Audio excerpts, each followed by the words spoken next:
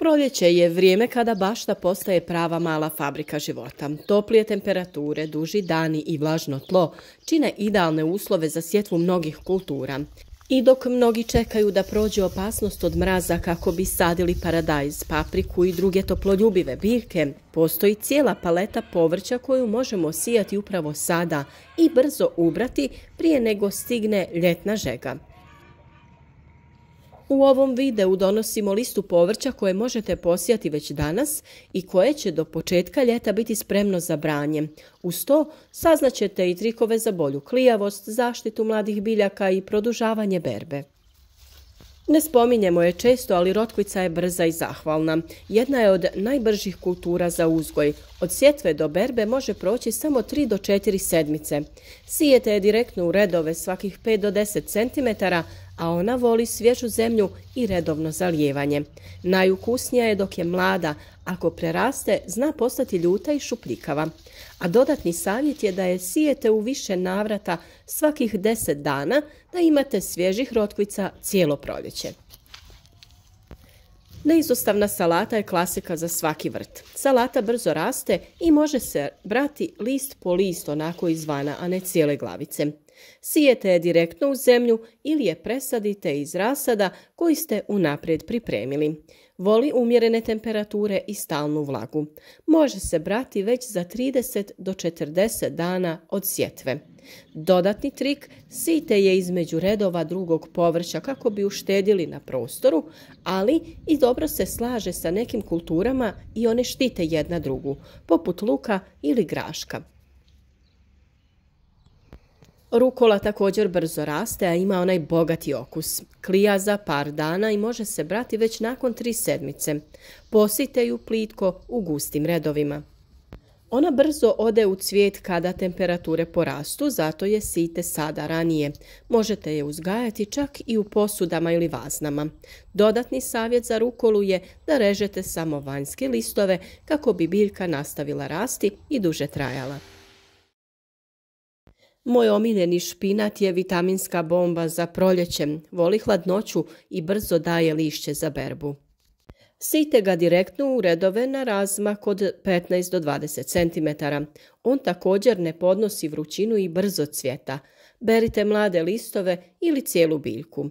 A dodatni trik je da ga prekrijete laganom mrežom za zaštitu od sunca i na taj način produžite sezonu uzgoja i berbe.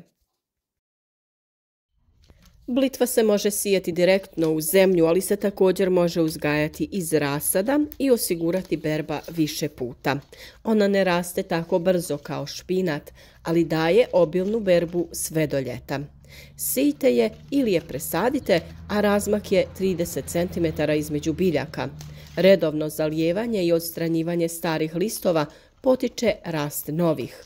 Može opstati i u polusjeni kako bi produžili sezonu uzgoja i berbe. A grašak je kultura koja voli svježe dane, podnosi niže temperature i voli da raste dok su noći još svježe. Iz tog razloga smo vam ranije preporučili ranu sjetvu, ali još uvijek nije kasno. Kod nas je grašak već krenuo sa cvjetanjem jer mu je godilo ovo malo hladnije vrijeme. Što se tiče sjetve, sijte ga direktno na dubinu oko 3 cm, a naravno ako ste pripremili presadnice ranije, još bolje, brzo će se priviknuti na vanjske uslove. Vjerujem da znate da mu je potrebna potpora, neke grančice, mreže ili štapovi. Bere se 50 do 60 dana nakon sjetve, a posebno ako odaberete ranu nisku sortu graška. Dodatni savjet je to da ga lako možete saditi na rubovima vrta uz ogradu ili žicu gdje se može penjati i ne zauzima previše prostora. Mislim da svi volimo mladi luk koji je brz i ukusan. Ako ga sadite iz lučica, već za 4-5 sedmica možete brati mlade listove. Sadi se plitko, gusto, pa se čupa postepeno. A možete ga sijati i kao gusti tepih u neke sanduke, posude ili gajbe. Postoje i neke rane sorte kelja i brokule, mogu se sada sijati i presađivati u vrt, a berba može krenuti već krajem proljeća. Potrebno im je malo više pažnje i redovna zaštita od štetnika. Odlično uspijevaju uz prirodnu prihranu o kojoj smo već dosta govorili, poput čaja od koprive, gaveza, stolisnika, maslačka i sl. Iako se cikla uzgaja najviše zbog korijena, njeni listovi također su odlični za našu ishranu. Traži više vremena da formira korijen, no njeni listovi su jestivi i zdravi. Beru se već mjesec dana nakon sjetve. Sijte je direktno u zemlju na razmak od 10 cm. Idealna je za ranu salatu od njenog lišća. Rekli smo podijeliti informacije kako poboljšati klijavost ovog sjemena. Naravno, namakanje sjemena 12 do 24 sata prije sjetve u mlakoj vodi ili čaju od kamilice. Pokrite zemlju agroplatnom ili providnom folijom dok sjemen ne proklija. Na taj način zadržavate vlagu i toplinu. A malčiranje redova nakon što biljke niknu čuva vlagu i sprječava rast korova.